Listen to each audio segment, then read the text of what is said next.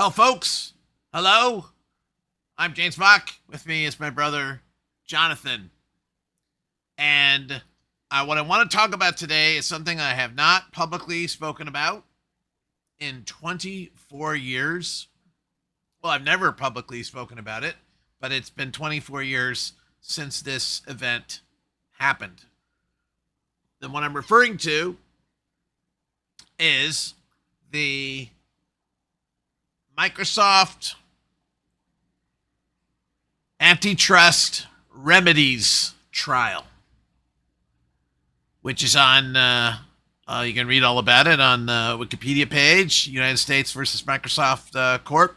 And what happened is in the late 90s, Microsoft was sued under antitrust law by the government of the United States because it was getting very powerful and it was bundling all this software like Internet Explorer in the operating system. Microsoft lost the trial. So then there was a remedies phase where they have to figure out, well, what are the sanctions going to be against Microsoft now that they've lost the trial? And 9 states out of all the states in the United States, 9 states did not agree with what the government wanted as remedies against Microsoft. So they filed a new lawsuit, and that was called the Remedies Trial.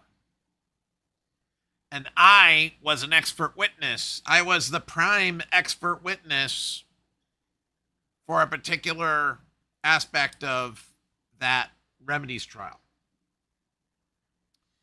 So I want to talk about my experiences on that project, what that project was like. It was an immensely dramatic process. It was incredible hours of working. I had a whole team working with me. It was the most exciting thing that I have ever done professionally, was to be on that process. And I got into the papers. This is from the Wall Street Journal, May 8th, 2002. Microsoft judge indicates tendency to require big changes in Windows. And if you scroll down, it says, woo, U.S. District Judge. Oh, we can't see your screen, by the way. Oh, I forgot to hit the button. You always have to hit the button. There you go. Bing, bing. Okay. Microsoft judge indicates tendency to require big changes in Windows. Woo, exciting. And down here it says, James Bach, a former Microsoft employee who has been conducting tests on a special version of Windows. He's been offered as a witness by a group of states. That's right. And I did not appear on the state's original witness list. I was brought in as like a surprise last-minute witness. Okay, let's skip ahead. A couple of days. Witness in Microsoft case is dropped after strenuous protests by the defense. So that was also exciting. And reading about this was interesting. If you scroll down, it says why they dropped me. And it says Microsoft complained that I had delivered so much evidence that it would take weeks and weeks to duplicate my work. I found out later that Microsoft had flown an entire special ops team to Washington, D.C. just to try to review and replicate my work. I later met somebody who was on that team who got to fly to Washington because of me. But the judge got really upset, and because the judge didn't realize how much evidence was involved in all this. And based on that, that's why the case decided to drop my evidence out. Now, I've skipped over all kinds of stuff here. But this is a way to think about it. I had created a dreadnought with 18-inch guns that was swiveling its guns to absolutely destroy Microsoft's case. And my evidence would have wiped out Microsoft's phony contentions about what was possible with Windows. I had them dead to rights. I had them in the reticle. And then my battleship capsized and sank. Through absolutely no mistake that I made. The mistake was the legal strategy. But I want to tell you about that. So let's rewind now. And the thing is that John's never heard the full story. At the time, he was involved in other stuff, and we had been working together, so he doesn't really know what happened in this. But this is a story about money, about the power of money and big companies with billions of dollars and the lengths that they will go to preserve their revenue streams. And I got to see a little bit of that up close on either side. I got to see what governments do and what companies do, and I got to work with people who were amazing. And I want to tell you a few of the stories about how all that worked. But the main thing is, this is, from my point of view, it's about testing and truth. Trying to get to the truth. And trying to hold on to the truth. I'm listening for, to what degree were you like I used to be, like an investigative journalist, in terms of how did you approach your testimony, any reports, any collateral? How did you deal with two big entities? I'll tell you the whole thing. Microsoft and the U.S. government, like huge powers and entities. So I'm listening to that. I'll tell you the whole thing. We may have to do this in multiple parts because I got so much to tell. But I've said this privately to people over the years, but I've never publicly come out and talked about this. There's a few reasons for that. For the first few years, it was because the case was still in the courts, but it's been out of the courts for many years. And so I think I can safely talk about this stuff. I got blackballed by Microsoft and never worked for Microsoft again. So, I earned that for my trouble. But let me tell you, let's go back to the beginning. So I ran a test lab in Virginia, and I had been an expert witness on a court case that John was on, actually. John and I were working together on that. That was a court case against America Online. And one of the lawyers on that case recommended me to a guy named Brendan Sullivan, who is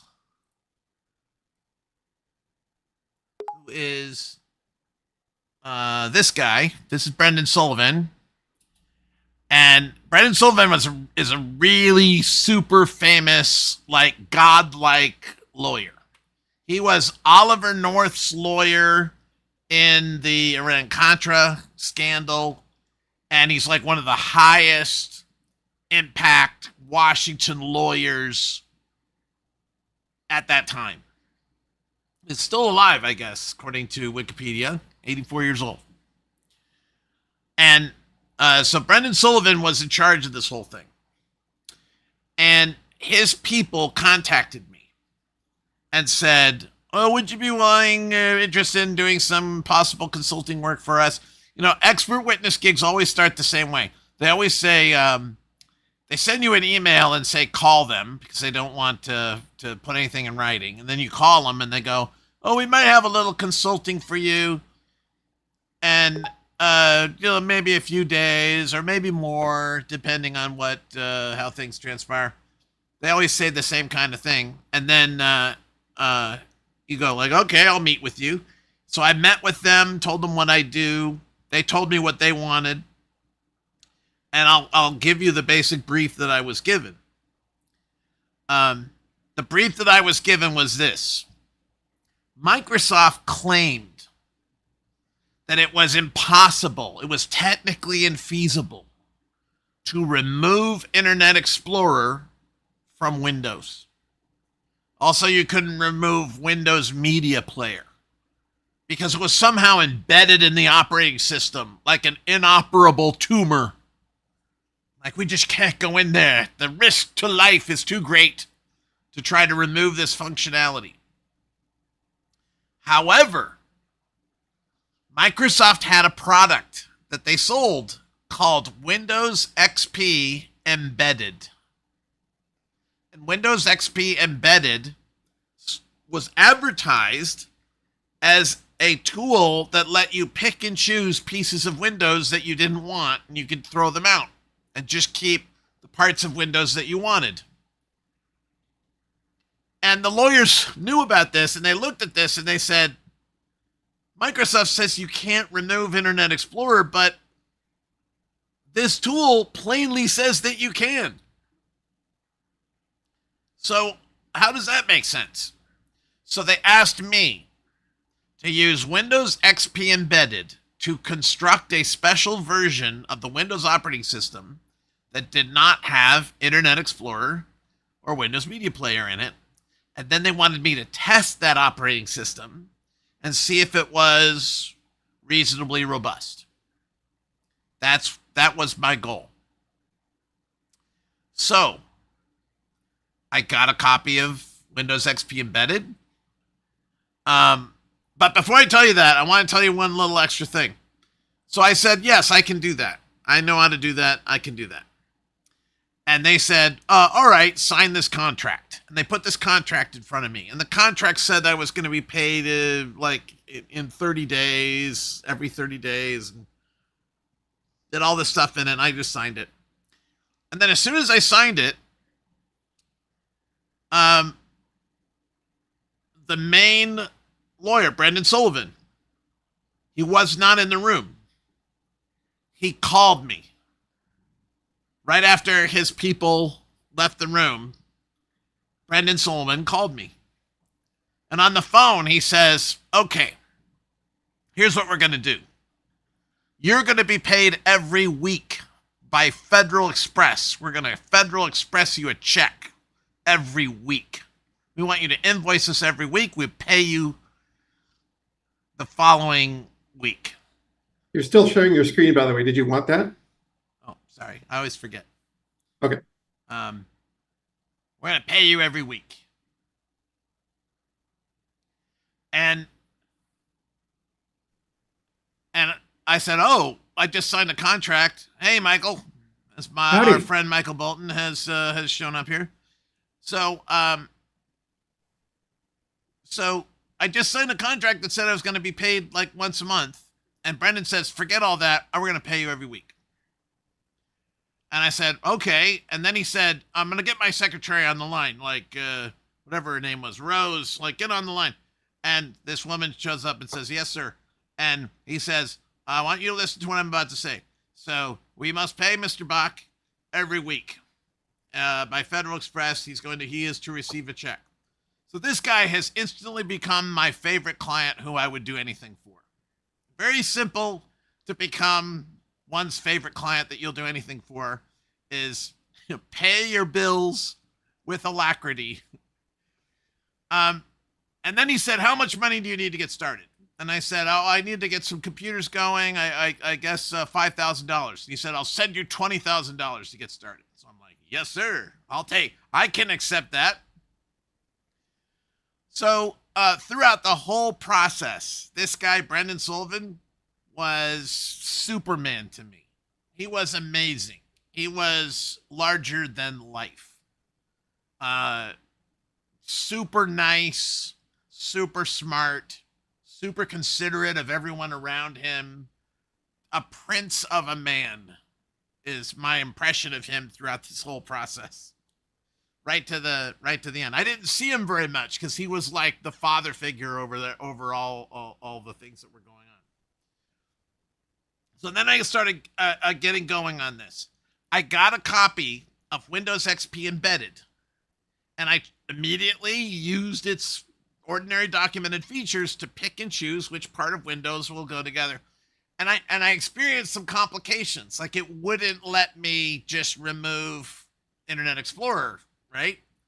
So, I got around that, John? I called Microsoft Tech Support, and they solved the problem for me. They said, "Oh, you just have to do this, and then you can remove it." And I'm like, "Thanks, Microsoft Tech Support." It was great. They solved the problem for me. So this was over a period of about, what I'm talking about happened over a period of about maybe 10 days. And we're figuring it out. And it was right around 2 weeks where we finally cracked it. We said, we got it. We can do exactly what you want to do. However, in this trial, the trial was about to start. And they had to submit their list of witnesses. And they left me off the witness list. And I said, "You got to put me on the witness list." And they said, "Well, we're not sure that you've really solved it yet. You might not actually succeed in the way we need you to." And I'm like, "I'm pretty sure I will." And they're like, "We'll have you as a rebuttal witness." I had never heard of a rebuttal witness. I'll tell you what a rebuttal witness is. In these kinds of court cases, you can have witnesses that come on after the main witnesses have gone, and you can call them rebuttal witnesses, and they pop up to rebut something that has come up during the course of the trial. Some witness says that something is true or false, and you know that it is actually false or true, as the case may be, and you bring your rebuttal witness to say, "No, Your Honor, that's not true. In fact, the other thing is true." And they said, "We'll bring you on as a rebuttal witness. So keep working. So the trial started and witnesses started going. And in real time, as that was happening, I was getting transcripts sent to me of everything that the witnesses were saying under oath. And at the same time, I had gathered a team of people together, a ragtag group together. One guy was an out-of-work cable television installer, and I pressed him into service as a tester. And other people that I found who I could drag into this, and I had a whole team just working on doing the testing. I was writing the test procedures. We were trying different versions of the operating system. We were experimenting with different hardware setups, and we were trying to get this work done. And what we were doing just got better and better. The evidence just got sweeter and sweeter. So this is an important thing, because the perception that many people have about testing is it's just about finding bugs. This is about proving claims or disproving claims, or more appropriately, finding the truth about something, right? Yeah. This wasn't about bugs at all. No, not about, well, it was sort of about bugs, because what we had to do was test the stability of the operating system. So to test the stability of the operating system, that's a big job. Lots of people are involved in that. So how is me and my little team going to test the stability of the operating system and then report bugs on it? So how do you think we did it, guys? Do you have any thoughts about how we might have gone about this? Well, actually, you were the author of the general functionality and stability process at Microsoft, right? That they used once upon a time. Yes. One of the reasons they liked me as an expert witness is Microsoft had put out a press release in 1999, a few years before that referred to me as a testing expert. So they couldn't just say, who's this guy, James Bach? We don't know who he is. Because I had written for them a Windows compatibility testing protocol that they used in their own designed for Windows To get the program. logo, designed for Yeah, Windows logo, you had to pass a battery of tests to which right. you authored. Okay. So they Yeah. couldn't just come back and say, we don't know who the hell this guy is, this alleged expert. Because we could just say, well, I don't know, ask Microsoft. They're the ones that said I was an expert. I don't know. So I had already been involved in that a little bit. But the method that we used was scenario testing. So I came up with a bunch of characteristic scenarios of realistic usage of the product. So I produced versions of the operating system, a version that didn't have. First of all, I produced a control version. That was, I used Windows XP Embedded to produce a full desktop version of Windows with nothing taken out. And what we demonstrated there is it apparently is a complete version of Windows. It seems to be functioning just fine without too many glitches. And so we've established we can do that. And then we took out Windows Media Player and we tested it. And then we put Windows Media Player back in and we took out Internet Explorer and we tested it. And then we took out both of them and we tested it without both of them. We documented every problem that we found. We used highly scripted scenario testing. You might wonder why I, who is a big fan of highly exploratory testing, why would I use highly scripted scenario tests? What do you think, John? Oh, because the You know why, opposing Michael? Yes, go ahead.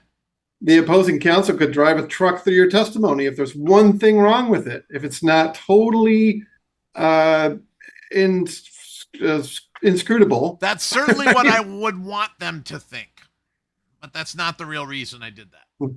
But that's the reason I would have given to them, which is a fair statement. But I actually in real life don't care about that. I cared about something very different. Do you know what it is, Michael? I would have guessed integrity, such that by integrity, what I mean is a kind of reproducibility where you are sure, not just the opposing counsel is sure, but you are sure that you know what happened, that you can reproduce this thing, so you can control all of the circumstances and all the factors that might make a difference. Again, not the primary reason, although that was a certainly a good cover reason. That's a reason why it would be absolutely unremarkable to do this. But the secret reason is, remember, I'm trying to show that the operating system is stable and works just fine. So what do I want to do? Minimize the number of bugs that I will find. If you want to minimize the number of bugs you find, be highly scripted. Right? You just walk down the path and you do not look to your left or to your right. You just say, I did these things. And so I don't want to find lots of bugs. It's contrary to the interests of my client. I'm trying to say this operating system is stable enough. And I'm also trying to say I used industry acceptable practices. So you can see, I can certainly argue they're industry acceptable practices since highly scripted testing is very common. But here's the other thing that I did to test it. It turns out that for the purposes of developing drivers, Microsoft released automation that anyone could use to test the stability of their operating system. So they had a recommended way of figuring out if you've destabilized the operating system. You had to run this stress test and it had to last for 48 hours without crashing Windows. If it went 48 hours without crashing Windows, pass. So we did that. And we ran it twice. First time we were like a half hour short of 48 hours and it crashed. So we ran it again and it passed the second time. So we went, okay, we passed. So So I used Microsoft's recommended stress test procedure, and we did these scenario tests that evoked, one of the tests, the scenario tests had to do with installing and running Windows Flight Simulator. I think that was one of the things we did. Microsoft Flight Simulator. At this point, are you thinking about what opposing counsel is going to ask you and getting ready for that scrutiny? Or is this just all the ideas you were going to do anyway? All the time I'm asking that. Not only that, but one of the cool things about this project is that my client kept sending delegates to my lab who were different kinds of experts. So I had a couple of different computer science professors from like George Mason University show up and look at what we were doing. And I got a few ideas from those guys, as I recall, but they basically looked at what we were doing and saying, oh, this makes sense to us. So I thought that was really cool. That was helpful, and it was prudent on the part of my client to do that. So the thing is, as our testimony was getting better and better, as we were finding this evidence saying, you know what, you can really make an entire viable desktop operating system without Internet Explorer. We can verify that you can't use Internet Explorer on this, even though you can do other things with this operating system. It was looking really good. And I started saying to my client, you got to challenge what these guys are saying on the stand. Because these guys are getting up on the stand and they're saying things that aren't true. And the capper for me was when Bill Gates testified. And Bill Gates said, oh, no, Your Honor, you can't use Windows XP embedded to create a viable operating system. No, the lawyers just don't understand because they're not technical people. And I'm like, while that testimony was going on, I was playing Flight Simulator on this version of the operating system. And Bill Gates, one of the things he testified was, if you use XP embedded, it won't let you install new software. And I was installing new software as he was testifying. I was disproving. Would that be would that be perjury? Yes. So I respected Bill Gates until that moment. I thought he was an aggressive businessman. That's all fine. But lying under oath, come on, man. But that's what money does to people. It makes them take risks like this. So what would you say to people who would say, well, at that level, you're going to be ignorant of what the software is capable of because you have too much on your mind and you've lost control of the product anyway? Could it just be negligence or ignorance? I suppose so. I don't find it plausible. A man of his reputed intelligence and pride to have such inaccurate thoughts about what Windows X. I mean, you'd think if he was really serious that he would have gone to his own people and saying, wait a minute. Maybe it's really easy to take this out. I mean, bring me the Windows XP embedded people and have them talk to me about why is this so hard. Remember, his own tech support people told me how to do this. And apparently he never really tried to familiarize himself with what his own tech support people already knew in a case. I wonder if that's a contravention of Sarbanes-Oxley. That's a contravention of something. Who knows? Anyway, I'm sorry. I got to run, gents. Nice to show up, but dinner beckons. So okay, we'll see you. Dinner time where I am. See you later, random dropper inner. So good to see you. Take care. So this is a lesson in a way to leaders, or even using AI. You have to take responsibility for knowing something that you're purporting to be an expert. In other words, giving testimony about something. It behooved Mr. Gates to have known about this, whether it be lying or ignorance. Either way, you can't just assume things especially on the witness stand, right? So yeah. So anyway, that's what I think. I wanted our lawyers to go after these guys, turn on the flamethrower, impeach them on this, because I'm going to be able to prove that they're wrong. And what they kept saying to me is, we don't really want to talk about what you're doing yet. We want to keep it under wraps. I'm like, okay, fine. I want to keep it under wraps.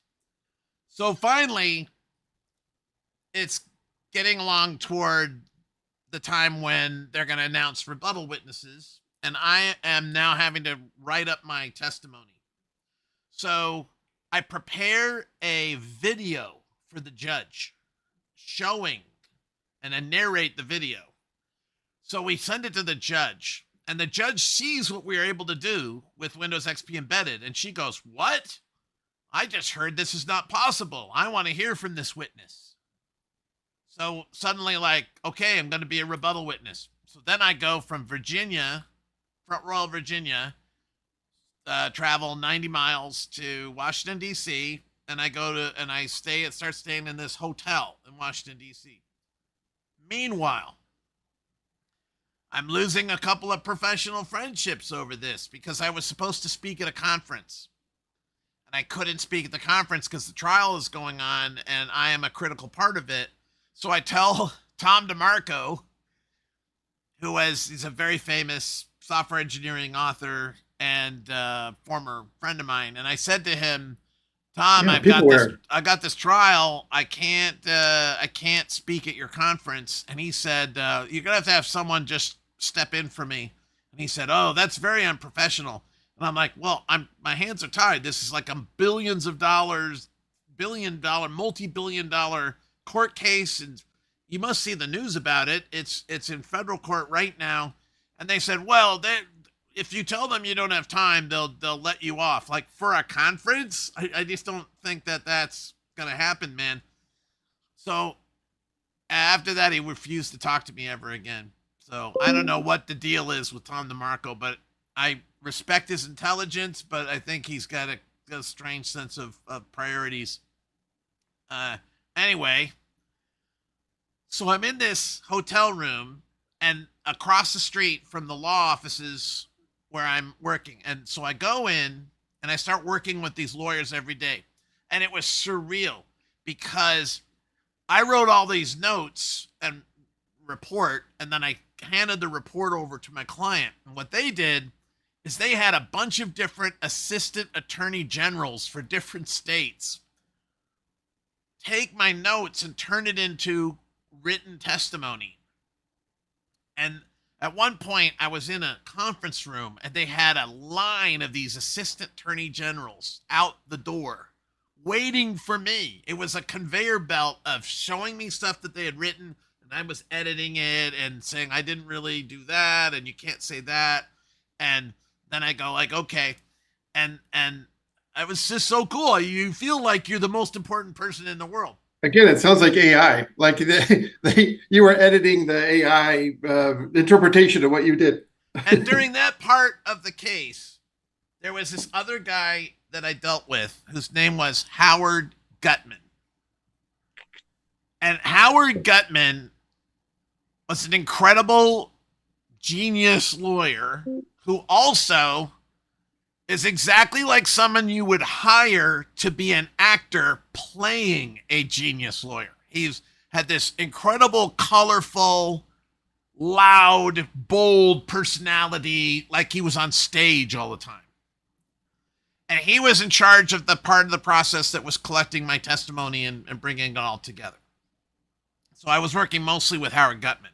This is a guy who impressed me so much. I love this guy. I wish I get just to be with people like this all the time, because it's a wonderful world of people who have honor and dignity and intelligence, and that's the impression that's why I love working with lawyers. They're all smart, and the good ones also reek of ethics. Very careful kind of ethics. Sometimes a very angular kind of ethics that only works at certain angles, but really they take ethics quite seriously. People I was working with anyway. So one night, we're trying to meet a deadline, and my testimony has to go to the court by 11 p.m. Okay, you're still sharing the screen, by the way, so you can turn it off. Okay. Right. So 11 p.m. We have to get this testimony to court, and what we have this conveyor belt going on where the updated testimony is coming to me. I'm approving it. Then I hand it off to a secretary. The secretary is typing it into the main document. So we're doing this, and I'm like, been through like 5 different sets of little documentation.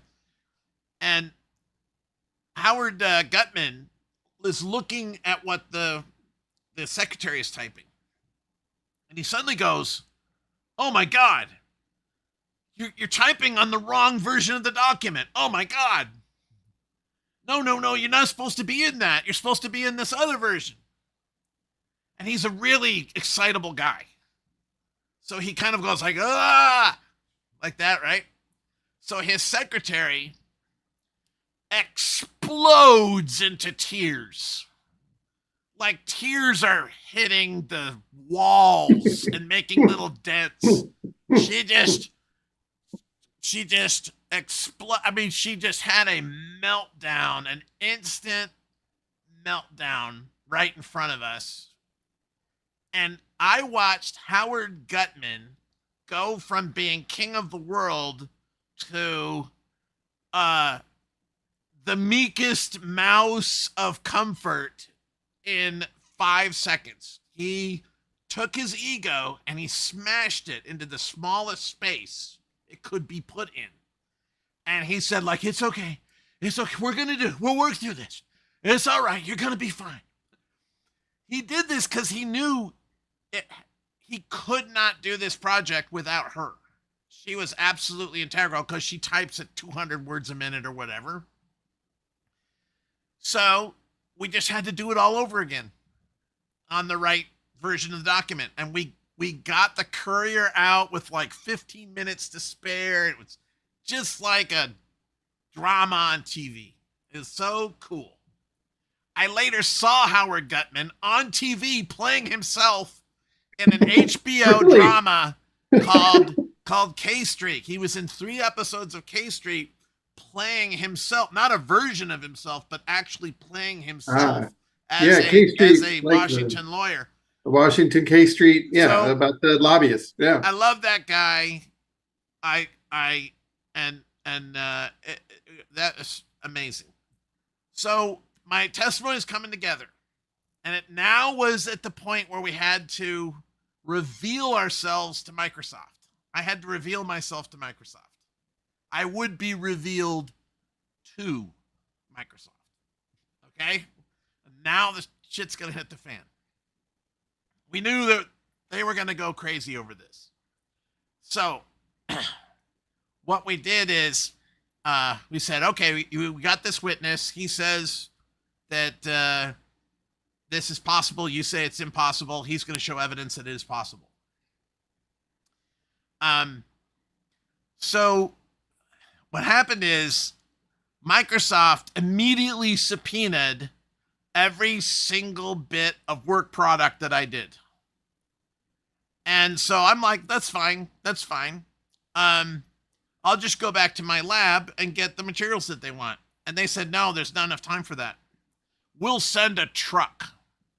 So they sent a moving truck to my lab in Virginia, and they emptied out everything into this truck. Even the waste baskets got emptied into this truck. And what that meant is a bunch of things that I had thrown away, earlier drafts of my report. Sure. They ended up being produced to Microsoft because I didn't empty my recycle bin. Wow. And that's why you see, like literally your real recycle that's why bin you in see real this. life. He said the state's lawyers had delivered 67 CD-ROMs. They were all, each CD-ROM was just an earlier version, a backup of some earlier version of a report that I made. Wow. So it wasn't like that was all my evidence. They knew it wasn't. They knew that this was just, it was labeled, like this is version 1 of the report, version 2, version 3, version 4. Yeah. But because I was foolish enough not to incinerate that old stuff, now Microsoft has all kinds of mud that they can throw around and say, "Oh, look at this. Well, who knows what's going on here?" Yeah. And so they started complaining about things like they complained that I changed my bug ranking system from my original version to a different version, and they wanted to know why. And so I had to respond to questions like that, which was I shouldn't have had to do. I mean, it's just I hadn't made a final decision yet. I can do it in any of many different ways, and I hadn't made a final decision, so I changed it. That's what's going to happen if you see the drafts of reports. So just like how testing isn't just about finding bugs, it's about finding the truth, and it's about claims testing. I think you told me once that sometimes, like in this context, you don't want to keep old notes. You don't want to keep. If you're going to be a good expert witness, write down as little as possible, but write down everything that you need to write down. But you can't write anything down or maintain any record that is extraneous. That don't be a pack rat if you're an expert witness. I learned that. I learned that from this. Another thing I learned is in the very first minutes that I was on this project, I wrote something in the margin of a document. And what I wrote in the margin is this reasonable? And I was referring to the proposed settlement. And I said, is this reasonable? And Microsoft and when we were turning over all our stuff to Microsoft, a young lawyer saw that I had written, is this reasonable in the margin? And he woke everybody up in the middle of the night and said, emergency. We have to talk about this, because they didn't want to turn that document over to Microsoft. Because Microsoft would say, even your own expert was questioning, is this reasonable? So they had this long conference and finally decided that they did not need to turn over that to Microsoft because it was irrelevant to the scope of my work. So we often make a distinction in testing about recording versus reporting. And recording sometimes is what you do for you, like your own notes. And reporting is the official report you make to stakeholders. But all that gets mixed together when all that gets mixed together in this. Very interesting. And even this claim on the screen, where you were showing that 67 CD-ROMs, that's just 67 different versions. Yes. It's not orthogonal, right? Yes. Interesting. Okay. I mean, in the news story that I showed you, there's a number of things that are not quite right. I think it calls me a computer expert or something. I'm a software expert. Well, I'm a tester. I was never an employee of Microsoft. You've been an employee of Microsoft like 3 different times, but you were employee once and a contractor other times. And 2, once as a vendor, once as a contractor, once as full-time. Yeah. And I worked as a consultant for Microsoft on a couple of specific projects, but I was never an employee. And no, I didn't have 67 CD-ROMs of stuff.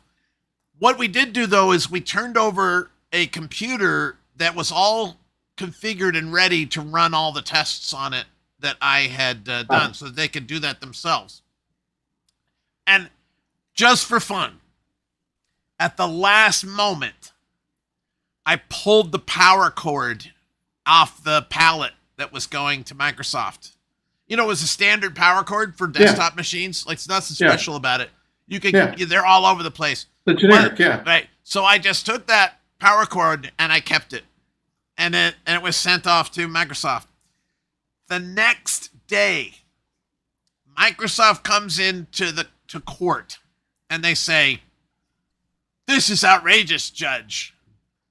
They didn't provide us a power cord. We can't even turn on the computer that they supposedly gave us." I had no idea that they would bring that, but they must have had someone there saying, "Look, we are going to complain about every tiny little thing, so you make a list of everything that you think you didn't get." And somebody noticed, hey, there's no power cord. But that's silly, right? Because we can just grab a power cord from right over here. And they're like, no, Don't grab a power cord. Oh, this is perfect. Yeah. I wish I had a transcript. I read the transcript the day that happened, and I lost it, and it's nowhere online. But I wish on some legal database somewhere somebody could get the transcript of that day on May 10th, I think, 2002, which has Microsoft lawyers acting all like aggrieved as if this is a big deal. Yeah. So that's why, sometimes for icebreakers and parties, people say, like, what's the most surprising thing about you? What my standard answer to that is, well, Microsoft once complained to a federal judge that I didn't give it a power cord. Something in a part. That's a surprising thing. How about that? Your screen's still on, by the way. Yeah. Yeah. So- Now maybe an attorney be like, well, we can get another power cord, but what if it's not the right power cord? Then your counsel will say, well, did you use the correct power cord? Maybe that adulterate, who knows, right? You get into this stuff as an expert witness.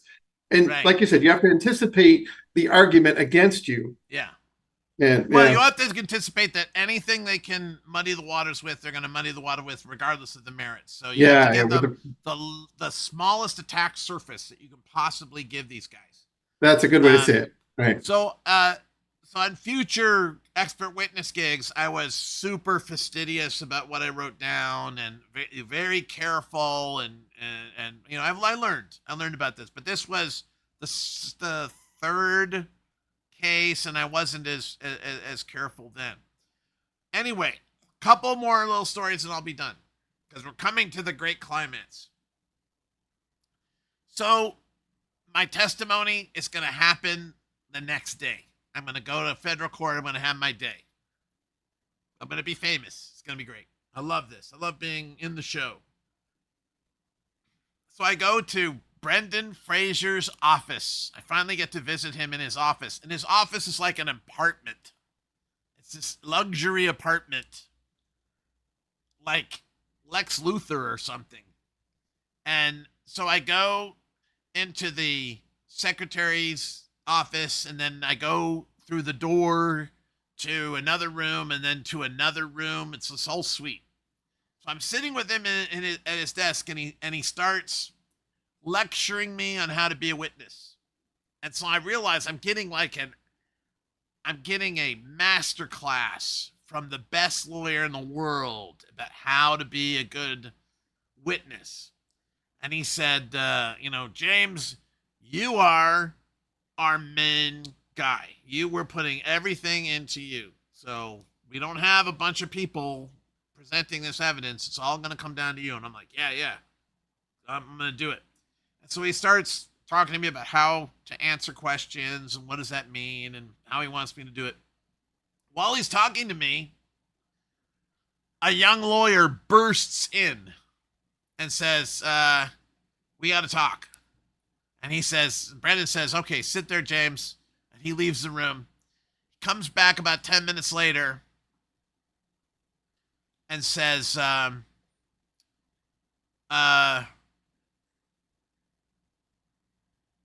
you need to, there was possibly a change of plans, and we have to talk about what we're going to do with your testimony. So I go back down to the conference room and continue preparing. And a couple hours later, I think it was, they call me into a big meeting with all the lawyers there. And they say, James, we've decided to drop your testimony. And he said, you did nothing wrong. You did everything we asked you to do. This is not your fault in any way. Thank you very much for what you did. I felt the impression that I got in that moment is I thought an airbag was going to come popping out of the keyboard. Like I was in a collision. Like, it's just like you go, at one point I was working 20-hour days. Wow. I did a 20-hour shift, slept for 4 hours, rolled out of bed, went back to work. Um, at it was so exciting. It was so electric. I mean, Yeah. that pace would kill me today. I mean, I would literally have a heart attack if I Yeah. did that today. But back then I was younger, and and I could sustain for short periods of time that level of lack of sleep, and my eyes could deal with it. And I was just bemused. Just like, really? We did everything? Why? What happened? And here's what happened. What happened is Microsoft found out how much work I did. They saw what we turned over. And Microsoft very cleverly went to the judge and said, Judge, this isn't rebuttal testimony. This guy's been working for weeks on this. And if he's been working for weeks on this, he was working on it before the trial started. Why didn't the plaintiffs declare this guy as a witness if he wanted him as a witness? Instead, he did all this work in secret just so he could surprise us at the last minute with stuff that it's going to take us weeks to deal with now. Like, it's going to throw the whole schedule to pieces. Just throw out the schedule, Judge, because we're going to ask for 1 month continuance while our experts take apart what this so-called expert claims to have done. Who knows if he really did it? But our people will look at what he supposedly, allegedly did. But we demand to have enough time to respond to this. So the judge got super angry because the judge thought that I had just done this simple little thing. She saw this video and she thought, oh, some expert spent a couple of days and saw some stuff. But she said, guys, this is not rebuttal testimony. You were planning this all along. You can't do that. You can't play, I think she called it Perry Mason tricks. You can't play Perry Mason tricks. Someone coming in, a surprise witness at the last moment. We're not going to do that in my courtroom.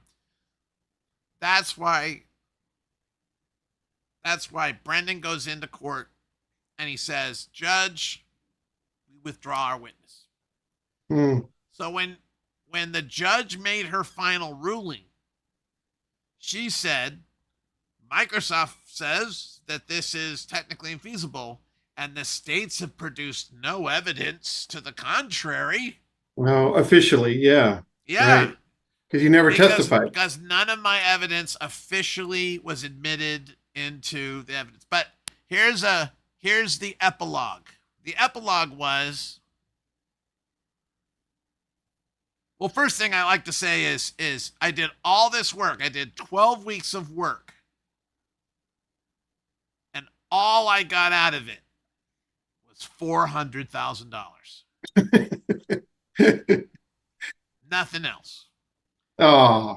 It was the most money that I ever made or ever will make. And I realized at the time, I was actually depressed in the middle of the project because I said, I'm pretty sure I am never going to be doing anything like this ever again. I'd like to think that projects like this come along once in a while, but they really don't. Indeed, that was the high point of my career in terms of money making. I've been on a couple of court cases since, but not with that kind of sweetness. That was the most dramatic. But I learned that I'm really good at this. I've learned that I'm good at it, and if companies knew what was good for them, they'd hire me to be an expert witness on their project because I have an eye for the kinds of evidence that we need. That's a good idea. That's what testers are. We're expert witnesses. Our job is to witness things, is to come up with tests and document our findings, and like we find stuff. Yeah.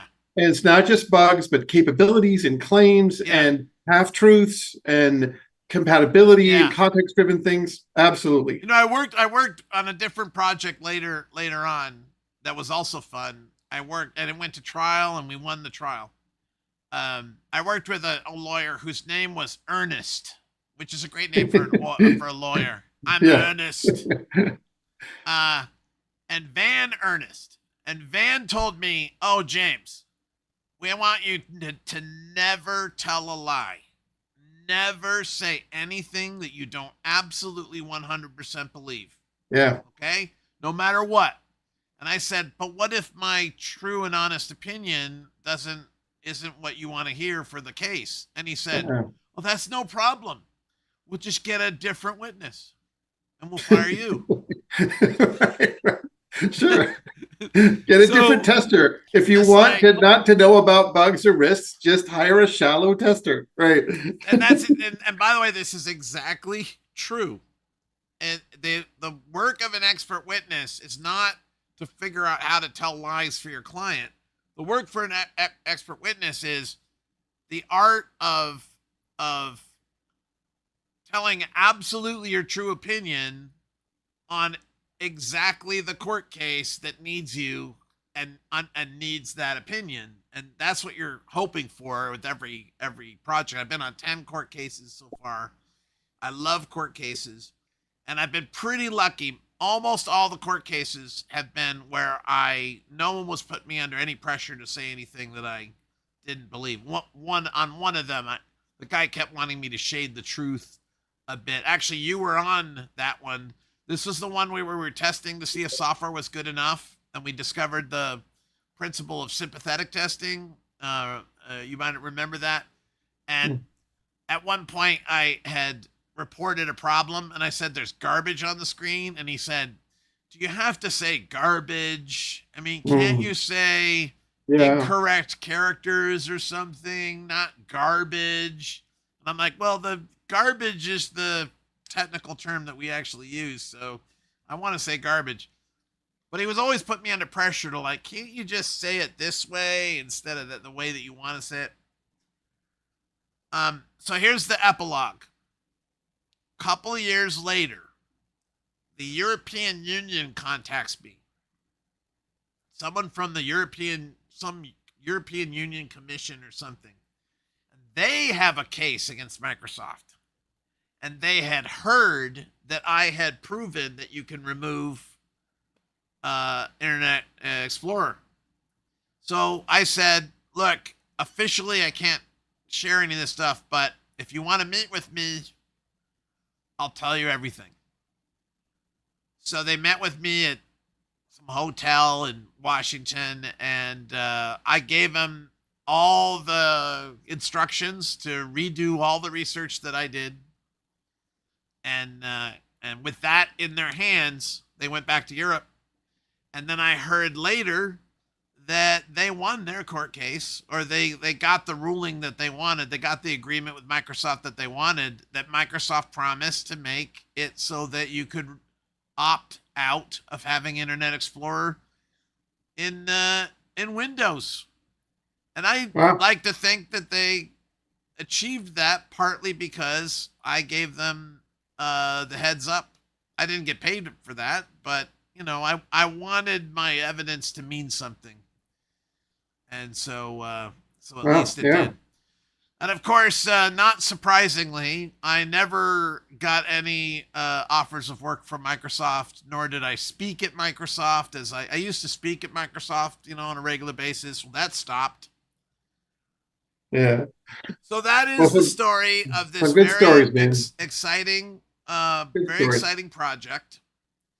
And I suppose I'll leave you with one more little thing that's very testerly. This is a story I often tell in my classes.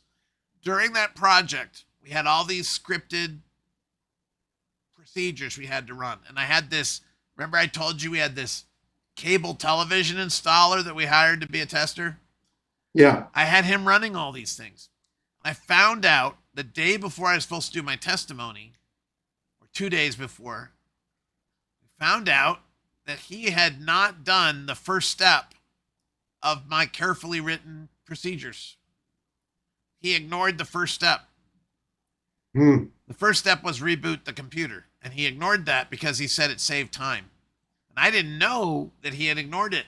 And he didn't know that I was going to have to swear under oath that we followed these procedures. Oh, the procedures to the letter. Yeah. So I sure. was really angry with him for about 10 seconds. Then I realized it's all my fault. He's an untrained tester, and I didn't supervise him closely enough. Yeah. So we had Yeah. to redo his part of the testing. Again, just like AI. Yeah. You had have to to stay you up. have to know it. We had to stay up all night and Wow. redo that just so that I wouldn't be lying on my sworn Yeah. testimony. Sure. Wow. So that's Some a good little stories. lesson of scripting and supervision and all that. Good takeaways. Anyway, that's the story of the highlights anyway of Brendan Fraser, Howard Gutman, my legal heroes, and the cheerful secretary, and the very Yeah. exciting, very exciting process of having Microsoft complain about me in federal court. That was what it's all about. Thanks for listening. Hey, nice job. I got it all off my chest now. Awesome.